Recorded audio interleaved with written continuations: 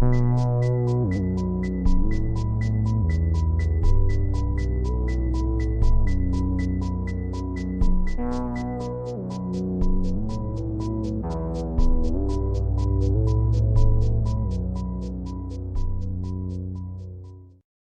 and welcome to Clock Strikes Midnight. In this episode, we head to Buchanan County to explore Missouri State Lunatic Asylum No. 2, also known as the Glore Psychiatric Museum. Built in 1874, the former asylum was one of the original 5 constructed in Missouri. It held over 3,000 patients in its prime. The museum is housed in what the asylum used as a clinical building next door to the original structure. Prepare for a journey into the dark. Upon our arrival, we were given a map and a brief introduction by staff members, then set forth on the self-guided tour. 4 floors of strangeness, a dedication to the dark history of insanity.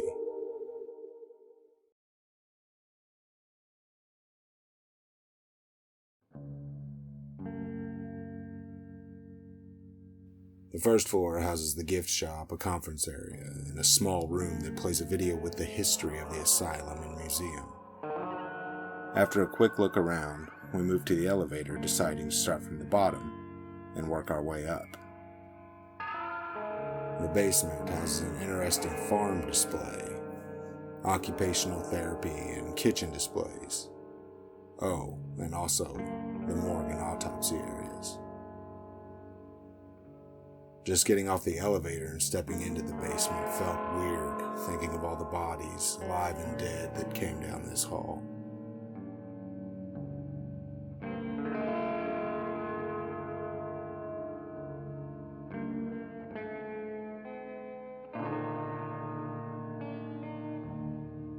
The freezers in the morgue are said to still be functional.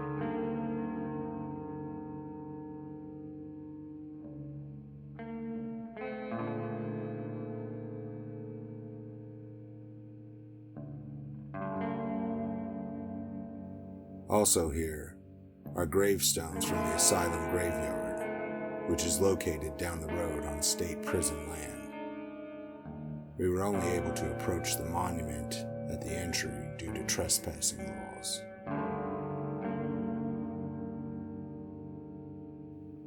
The autopsy room had a strange, interactive display. Cleavers, pliers, bone saws, the tools of the trade for any good mortician.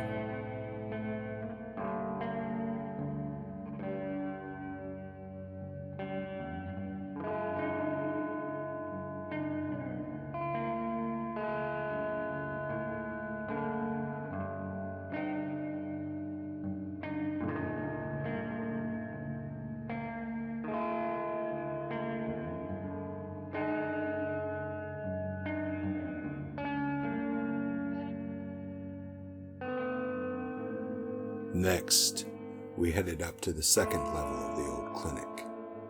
Just outside of the elevator is this display, something of a bizarre symbol for the hospital.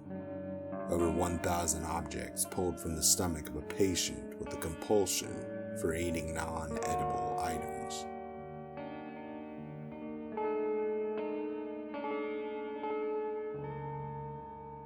Down the hall, the original Glore Psychiatric Museum displays tools of the past used to suppress and treat psychological illnesses. Human cages and hamster wheel.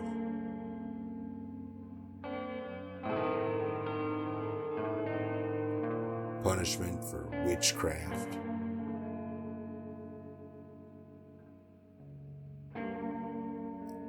The restraining chair. Strange to think that physical punishment was, and still is, considered effective treatment for psychological illnesses.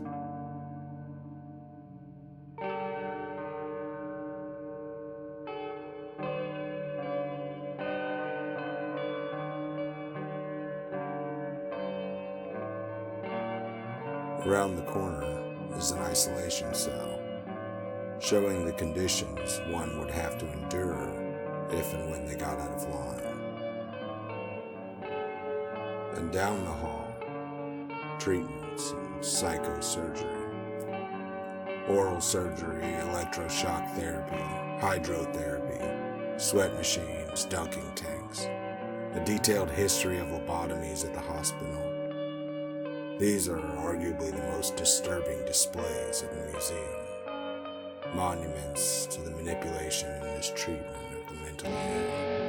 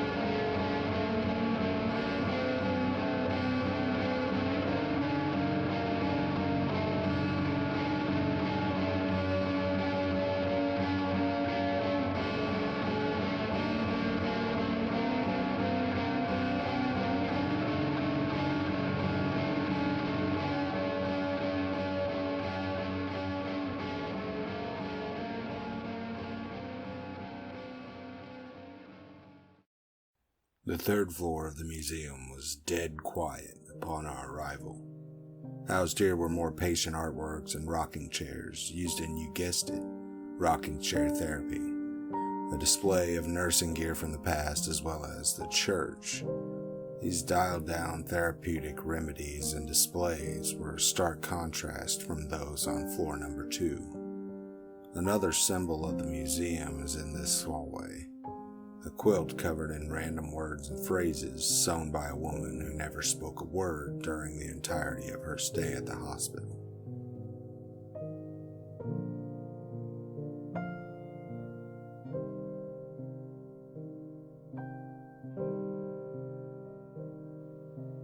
On the map, it says to ask the people in the gift shop about access to the tunnels. Curious, we bought a couple of shirts and asked, and in no time we were in. Covered in artwork, this must have been something of a dank, damp recess or arts and crafts area for the patients. Also housed in this complex is a Native American museum and the African American archives. I think it's no coincidence that these are lumped in with the Psychiatric Museum, 3 social groups whose mistreatment is still very prevalent today. Mistreatment that society continues to turn a blind eye to. You will be doing yourself a service by visiting this museum and learning about the history of mental illness, Native Americans, and African Americans in Missouri. Broaden your horizons, challenge your belief systems, and always try to keep an open mind. Questions remain, but the answers are out there. How far are you willing to go to find them?